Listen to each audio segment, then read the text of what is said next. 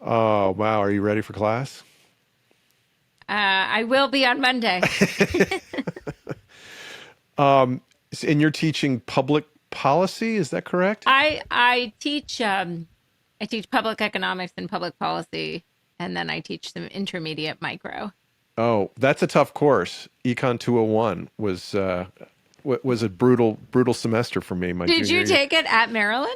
No, I took it at Rhodes College in Memphis, Tennessee. Oh, okay, okay. It's a foundational course though, right? It changes the way you think for life. I yes is the answer to that question. Absolutely, Professor. Uh, Good. I don't know.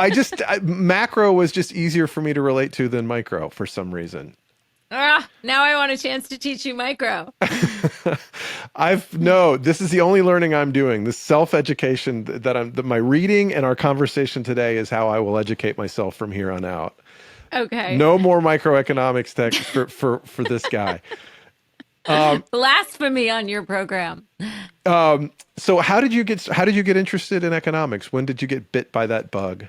Oh, interesting question. So I went to college interested in public policy questions, and it happened to be one of those cases where I randomly was assigned an a professor as my academic advisor. And she said, if you're interested in public policy and you have good math scores, you should try economics. And I didn't know what it was, but she convinced me to try taking an Econ 101 class. And I took it and I got hooked on economics. It actually made a lot of sense to me. It was a very nice, sort of parsimonious, rigorous way to ask large questions about society that I was interested in. And so I still thought, oh, I'll be a public policy major, but I wound up majoring in economics. And then I still thought, well, I'll go get a master's in public policy, but then wound up getting a PhD in economics. And what's the focus of your economic study? I am trained as a labor economist and a public finance economist. And what that means is really I sort of use those models and empirical methods to ask questions about how the government affects people's lives and decision making, how programs and policies expand or impede economic mobility. I have a particular focus and have for, the 20 plus years I've been practicing as an economist on U.S. poverty, inequality, and decisions of family and household economics. Where does the economic become political? So the way I think about it is that when we do economics right, we don't bring our own biases or normative judgments to our analyses. We ask questions in an objective way. We look at the data in an objective, theoretically grounded way. And then where it becomes political in a useful way is when we as economists contribute ideas or evidence into a conversation and then allow ourselves to, let's say, make recommendations from them in the following sense. So I'll just give an example. There's a standard result about when you tax somebody or give income payments to somebody, you reduce their incentives to work. That's sort of a standard economic model. Then we could do analyses using data to say, how big of an effect is that? Does it really matter? But then when you move on to saying, and therefore we should have lower or higher tax rates, you're implicitly putting your own value judgment on how you weigh off things. That's where it becomes political. Of course, you know where I'm going with all this, because when you see the title of your new book, "The Two-Parent Privilege," all of a sudden you want to ascribe some sort of motivation to the author, and so I want to establish up front, because what we're going to talk about, the importance of marriage, has some political implications. So I want to ask you, first of all, are you now or have you ever been a member of the moral majority? Of the moral majority? You remember Jerry Falwell, the moral majority? No, this is not my world. I live in data. I don't even know what you're referring to. Okay, the second question: Are you a right wing? Are you a right wing zealot or the pastor of a mega church? No, I am not. Okay. Do you have a political or religious motivation for writing this book? I do not. Okay. So why in the world would you open yourself up to all the scrutiny that you will be opening yourself up to with this project? I've asked myself that many times when I've written this. And actually the book just came in the mail and my I have three kids. My particularly earnest one read it and she said, "Oh, Mom, this is so exciting." And then she read the subtitle. But I'll read it. She says, "How Americans stopped getting married and started falling behind." And she looked at me. She said, "Mom, I think some people might get mad at you." I was like, okay. So why did I decide to write this book and expose myself to this? Because I have been studying inequality, poverty, household economics for 20 plus years. And it has become extremely obvious to me from the data and from the evidence that in order to vastly improve child well-being and rates of upward mobility in this country, in order to make headway addressing class gaps, we have to address what's gone on with the family in this country, and in particular, the widening class gap in family structure. And the reason I felt like it was so important to write this book is because I've been in so many conversations, policy conversations, think tank rooms, and everyone wants to talk about schools and government programs, and I'm all for that. But this is like at least as important, probably more important, and it's just not an instinctively, it's often not part of the conversation, and it needs to be. Okay, let's start by defining the problem. What advantages accrue to children who grow up in two-parent married homes? Okay. Just when we look at outcomes, it is very clear across dozens, if not hundreds of studies, that kids who grew up in stable two-parent homes, they're less likely to live in poverty. They're less likely to have behavioral problems, get in trouble in school. They're more likely to graduate from high school. They're more likely to go on to college. They are more likely to grow up to achieve stable employment, higher earnings, and be married themselves. Now, the next question is, well, how much of that just reflects that kids from higher income, more stable families are more likely to live with two parents? And so that's why this becomes a difficult question. The answer there is that, yes, it is true that higher educated parents, older moms, are more likely to be married, so their kids are more likely to have that advantage.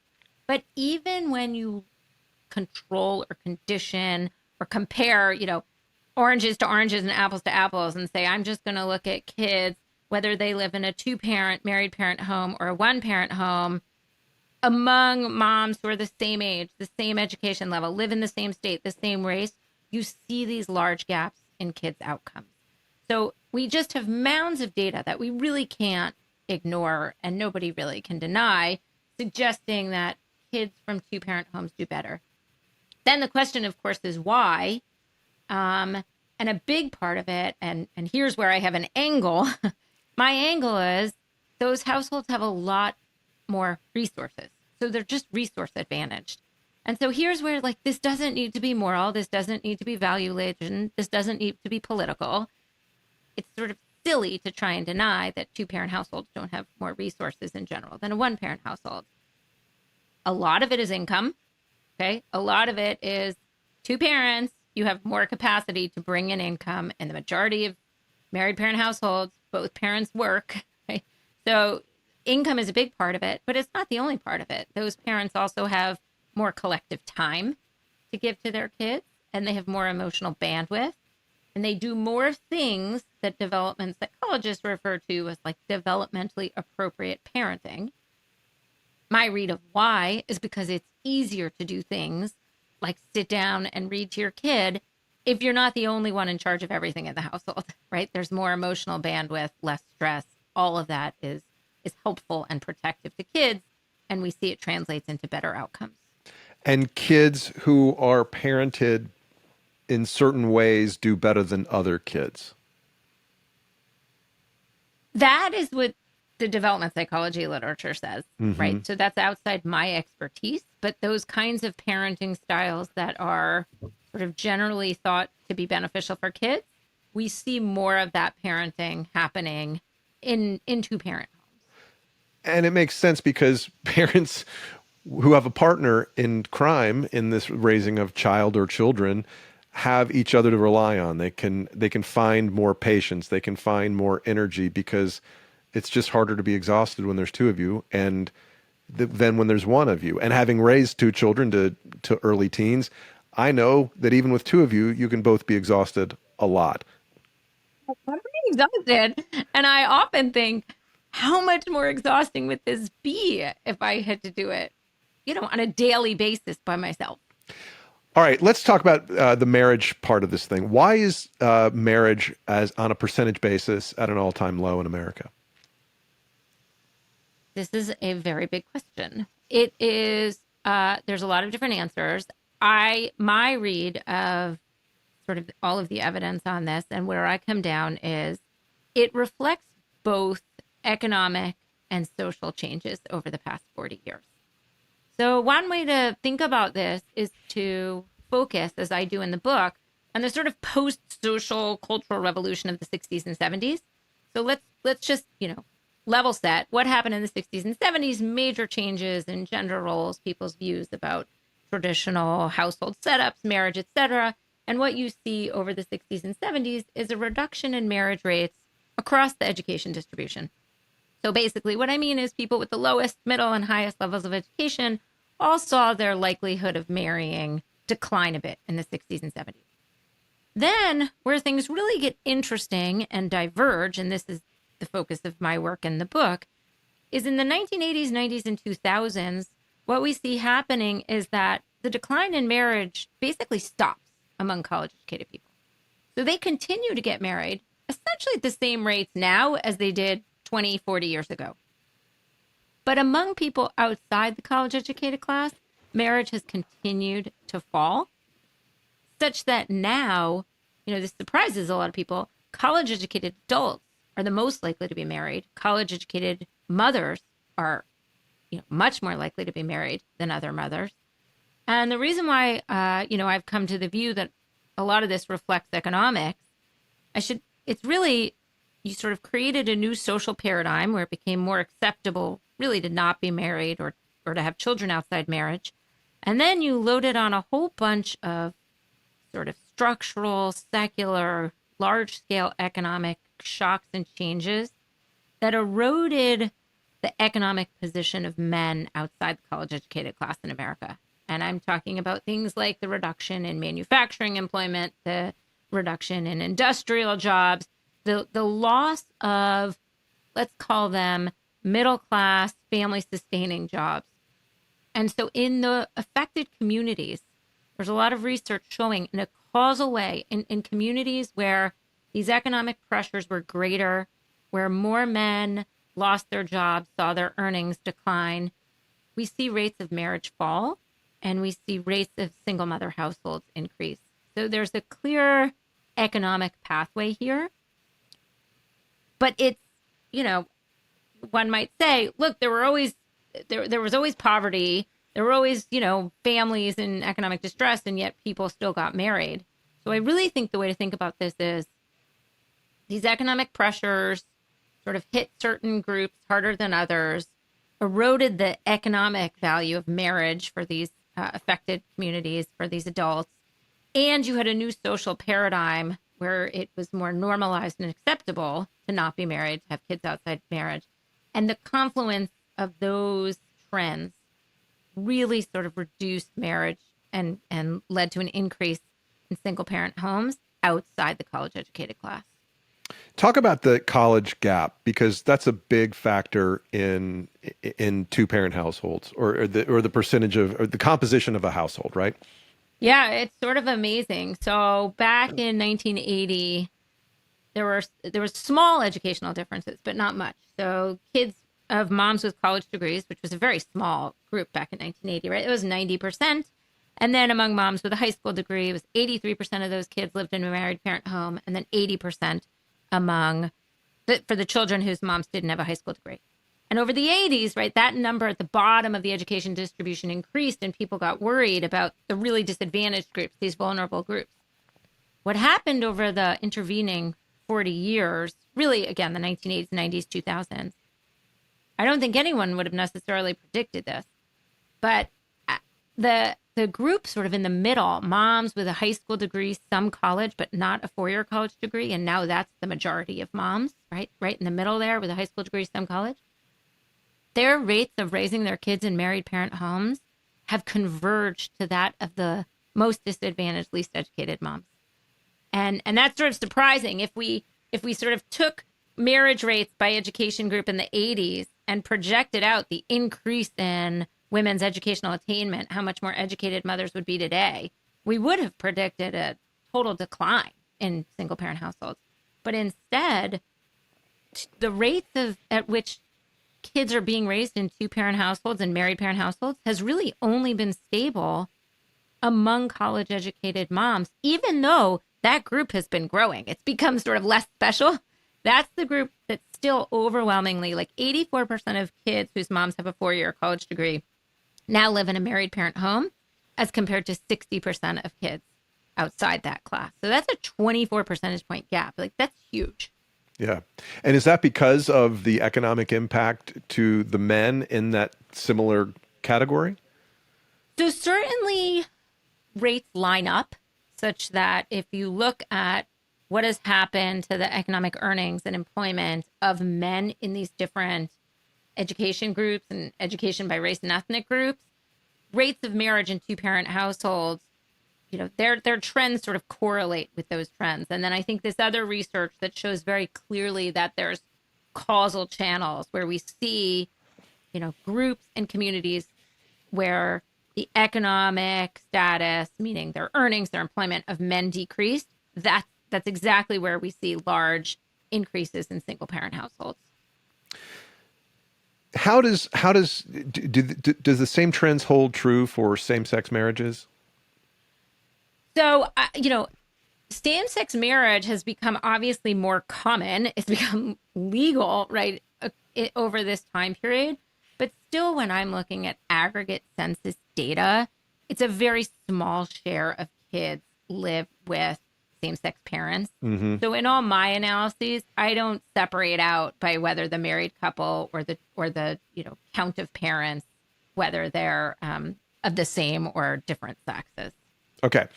The word privilege in our word, the word privilege in our current world is a loaded word. It often implies advantages were ill-gotten. But the fact that my parents were married and stayed married for 55 years was not some plot cooked up by Elon Musk or the KKK, right? Yeah. I just happened to be born into this family. Like, yeah. Is single parenthood a choice? Okay, so this is a very deep question you just asked. There's a lot to unpack. So let's start with privilege. So when I say the two-parent privilege, in some sense, I'm owning it, right? Like, I agree, it's become a loaded term, but we think about all the ways. I was focused more on, I think, just getting lucky, right? Mm-hmm. So, you said you were lucky, you had two parents. I was very lucky, I had two parents, right? It wasn't always easy for them. There were struggles, but they stuck it out. And I consider myself and my sisters very lucky for that experience. My kids are very lucky and very privileged to have two parents doting on them and pouring resources into them. And so in some sense, I'm owning it and acknowledging it. And if we want to ask, why are some groups doing so much better in society than others?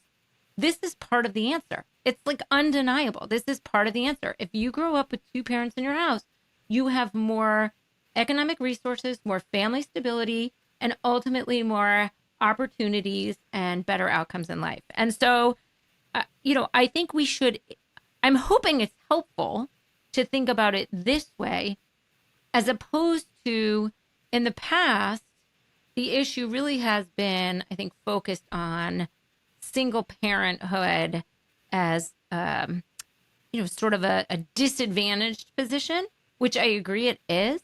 But the problem is then when we talk about the disadvantages associated with single parent households, people get very nervous for good reason, because we don't want to sound like, or we don't want to blame the victim.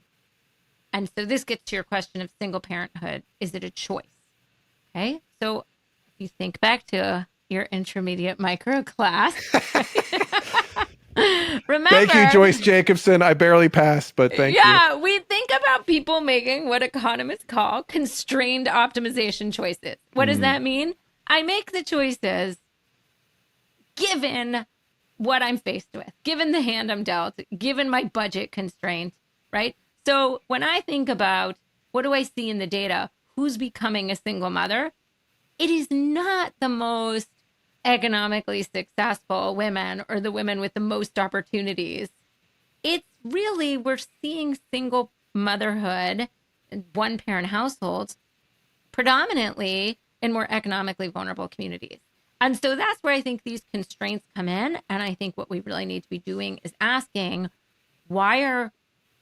given how hard it is to raise a kid by your own, why does it seem in many groups, in many communities, that is a better option than trying to do this with your child's parent, with your child's other parent?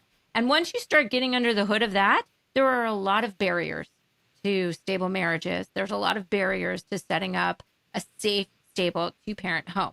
But I don't want to completely take, choice and social norms out of this. I think that's really important. Again, in communities where this has become prevalent, it's very much normalized. And so, this gets to the question of, given how common it is, given that now 40% of kids are born outside of marriage, have we gone so far where some people are ambivalent about it, essentially, like not recognizing this is going to be hard? It actually might be worth us trying to work through this relationship. It might be worth us like trying to stick it out, even though communication is a challenge. And so that's honestly, that's where I'm trying to lead a conversation, which is to say, let's look at why so many families are not able to achieve this advantaged or privileged position of a two-parent household, a stable marriage, and address whatever economic barriers or social ambivalence there is. Well, and the thing here is that this is so important because these effects compound generation over generation, which means 100%. inequality will get worse like we talk about inequality like it's a problem now. Well, how about 3 generations in the future if Yeah. the current trends continue? Yeah. And people who refuse to acknowledge this, and I don't want to go super political here, but you have to address the elephant in the room that the families, the social groups that are affected the most by this are Black Americans, and they have a rate of single parent or two parent households of what, 38%, I think you said in the book. Yeah. And But even no, exactly. And and so but you get Black Lives Matter literally saying they want to dismantle the Western prescribed nuclear family, which is just going to make things even worse if they get that. So that's a cultural norm that has to be turned around, right? yeah. And so race is sort of everywhere in this issue, which makes it all the more challenging to talk about, right? And so again, this is where it's not helpful to basically say, oh, well, you know, single mother households are really common in Black communities. They're making bad choices. They need to make better choices, right? So, to your point, what we really need to be doing is saying, why are single parent households so common in Black communities?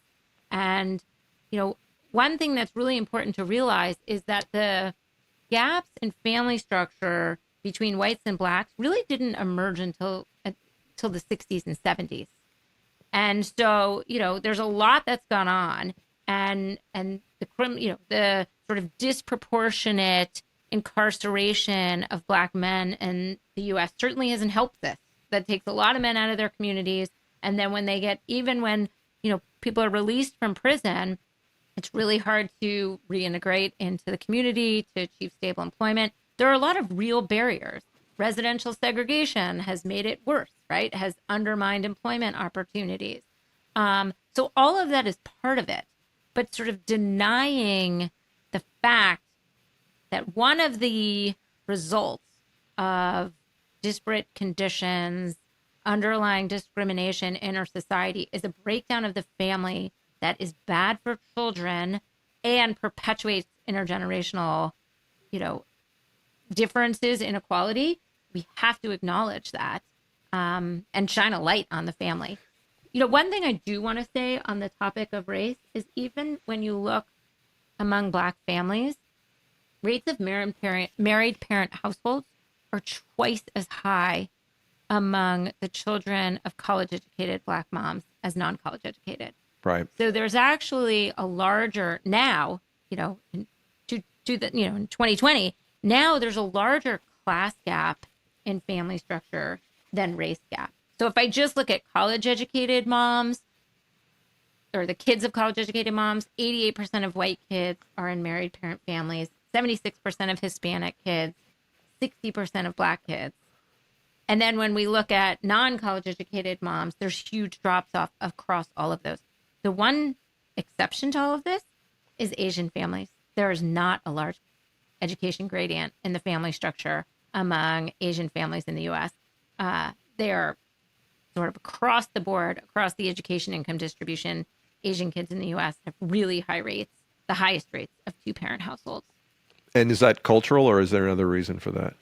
It does not. It cannot be explained by different economic situations.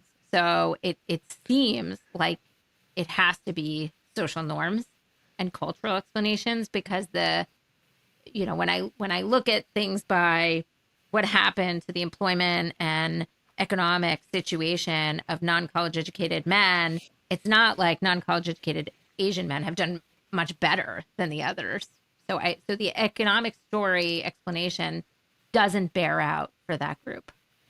How does access to birth control and reproductive rights affect the structure of the family? Ooh, that's a good question. Okay.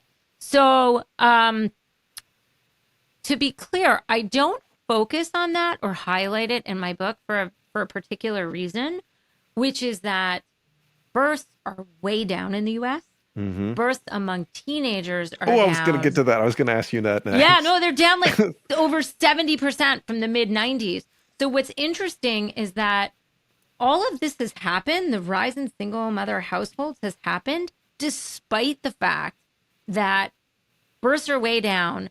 Births to, younger women, the groups for whom we typically saw higher rates of single parenthood, are way down. All of this has happened despite that. And so, it's what is not driving this is rampant unintended pregnancies or high levels of teen childbearing. This has all happened despite reductions in birth rates among disadvantaged groups in the U.S. Which is totally counterintuitive, right? I mean, how might MTV have played a role in the reduction of teen pregnancy? You did your homework. So. I read your book. I told you. I love it. I love it. Okay, so the MTV study. All right, so it turns out that the introduction of the 16 and pregnant and teen mom franchise really did affect behaviors among teenagers in this country, such that it led to an unanticipated decrease in teen birth rates. So teen birth rates were falling in the U.S. like 2.5% a year, 2.5% a year, 2.5% a year. All of a sudden, it dropped 7.5%. And, my colleague Phil Levine and I had studied a whole bunch of causes and effects of teen childbearing, and we started getting calls from journalists, and we were like, we have no idea why it fell that much, but it's not what anyone else tells you. Like, we just know that unemployment rates don't have that large of effect. Abstinence education doesn't have that large of an effect. Expanded access to contraception matters, but it didn't change that dramatically in this year. And then Sarah Brown, who at the time ran the national campaign to prevent teen and unplanned pregnancy, I called her. I said, what do you think's going on? She goes, we think it's the MTV effect. What? What? That cannot be. And of course, neither one of us had watched the show. But so what we did was we bought ratings data on the show from Nielsen TV ratings. We got Twitter data. We got Google data. And we started investigating, like, could this plausibly have had a case? And, we do fancy econometrics that I won't bore you with, but it looks like there was a causal effect. And does that make sense? Well, here's the sort of verification of it actually affected the hearts and minds of teenagers, boys and girls alike. Surveys of them said, yeah, this show sort of makes it feel really real. And then when you look at Google data and Twitter data, after shows air, there's spikes in the rates at which people are searching for how to get birth control. All of that, by the way, I actually think there's a broader point from that study and the literature. There's a lot of studies in economics showing that exposure to particular content on TV or in media has causal impacts on people's behaviors. All of that does suggest that social norms matter, and sort of attitudes about these kinds of social questions are malleable. Can you imagine what Jersey Shore did to the average IQ across America? Okay, Paul, I know you're from am New a Jersey. Shore girl, and those people were from Rhode Island. Can I just say? Okay, the Jersey Shore is awesome. Did I just lose credibility? Not at all. Not at all. You're the shore girl who made it to Princeton and MIT. You did okay. You did okay. So what do you do here? Like, this is obviously a huge problem. It seems intractable, but certainly it's something worthy of our attention and, well thought through public policy. But where do you start? Yeah, I mean, so this is, like a lot of books that try to convince you that there's a problem. The solutions often feel like, wait, that's it? That's all you got in chapter 8 for me? So I'm admitting that. But here's the thing. We've been trying for 50 years to improve public education. We've been talking for 2 decades now about the need to expand college completion rates and access to high quality, college for everybody. What I'm trying to do is put this on the policy agenda and then have a lot of smart people put their heads together and say, what do we do? Now that once we're willing to admit strengthening families needs to be a policy priority, and that is not a moral proposition. Okay, so you could just look at society, look at the economics on this and say strengthening families has to be a policy priority for our country in order to break the cycle of intergenerational inequality, in order to expand economic opportunity, in order to improve child and family well-being. And what do? There are a lot of innovative, committed groups around the country working with unmarried parents, working with families who, struggle with violence, with child welfare system. These are, tragically underfunded because this isn't a funding priority.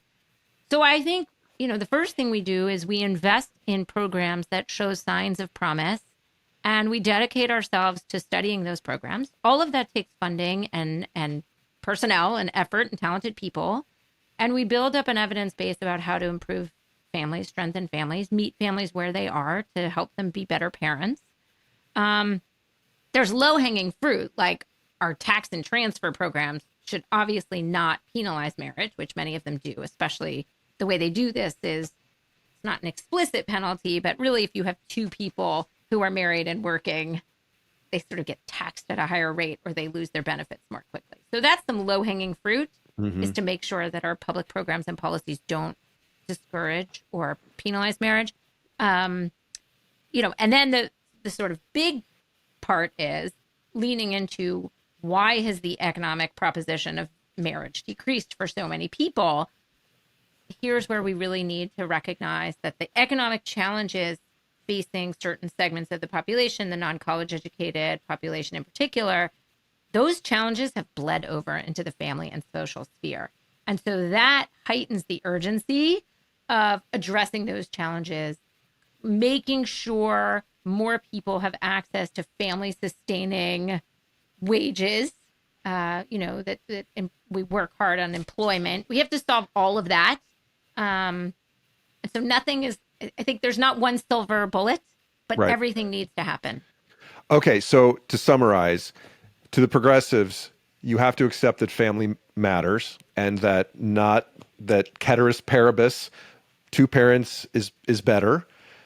And to conservatives, yes, the family matters, but if you believe in family, you have to invest in the economic prospects of middle or lower Yes. lower class Americans. Exactly. That's exactly right. Okay. Let's talk the importance of college degree. You've spent almost your entire adult life on college campuses. To what degree? To what degree? Sorry, let's remind ourselves: the college diploma is absolutely critical in achieving economic autonomy, based on this data. And you've spent your almost entire adult life on college campuses. Do you believe the way the institutions are structured is aligned with maximizing access to education for all Americans? Okay, this is a tangent, but I'll go there. I think there's a lot we need to do to improve the higher education sector, like a lot. The real problem now is not that people don't have access to institutions of higher ed. You know, now like 70% of high school graduates enroll. The problem is getting people through and getting people a degree that yields a high value in the workforce. Mm. Right? So I am a huge proponent of higher education. The data is unequivocal that on average, a college degree still yields huge increases in the labor market because it seems to increase skills, right? So let me just as an aside say we should try and eliminate that bottleneck where it's not necessary. So all of these movements to like don't require a four-year degree if the job doesn't actually require a four-year degree and thereby increase more job opportunities for more Americans, 100% we need to be doing those things. Okay. But the truth of the matter is people who go through college and earn a degree in, you know, a good major, they get a huge labor market boost from that. So where I think institutions of higher education need to improve is really making sure that they are delivering classes, programs that are valuable, right? They need to rein in spending to keep tuition and costs down. But people need to make smarter choices too. So a lot of the things we hear and the sad stories we hear about people taking out hundreds and thousands of dollars of loans to get a degree at an institution that doesn't pay off, right? We can't just keep throwing money at the problem and sort of allowing people to really be taken advantage of in that way. So there's a lot there. When you say that, is there anything that can be done? Is online education as good as an in-person class experience? Like, how do you make it more accessible kind of in the short run? Yeah. Let me just be clear to the readers. None of this is in the book, but sorry. Yeah. And I'm asking you to opine on things that aren't in this book. No. But this is, stuff I've looked at in other. It is related. It is related. It's 100% related because they say we need to improve educational opportunities and economic opportunities. And then the question is how? So then exactly right. This is the path we need to go down. It turns out that when you look at the evidence on online education, the groups for whom it seems to work particularly well are actually pretty highly skilled. So for example, like master's programs in like a STEM field, that seems to be like a productive way to use online education. But especially when we're talking about, the people who are, let's say, on the margin of going to college or not, it doesn't really look like online education is going to work very well. So we know that from the evidence and studies of online programs. And I think any of us who lived through the pandemic with an association with an education institution, either trying to watch your kids learn or teach students on Zoom, just realize how limiting that is. So there's a role for technology to be used in the classroom setting, but we can't outsource education and higher education to a computer. There's your next book, and I will welcome you on the show next when that comes out. My guest is Melissa Kearney. She is the author of The Two-Parent Privilege: How Americans Stopped Getting Married and Started Falling Behind. Melissa, where can our listeners find out more about you and your work? So they can go to the University of Chicago Press, or they can go to Amazon or Barnes & Noble or wherever they get their books and buy their copy. Right. So we got. And I'll put a link to, there you go. You've got the new one. I've got the draft. Oh yeah, you have the draft. So they can get the copy there. And then I guess now that you're asking me this question, I've got to update my webpage. But I do have a website through the University of Maryland Economics Department that lists like my academic writings and policy writings. We'll put links to that in the show notes. Thank you so much for your time and Terrific. congratulations on the new book. Thank you so much. Thanks for having me.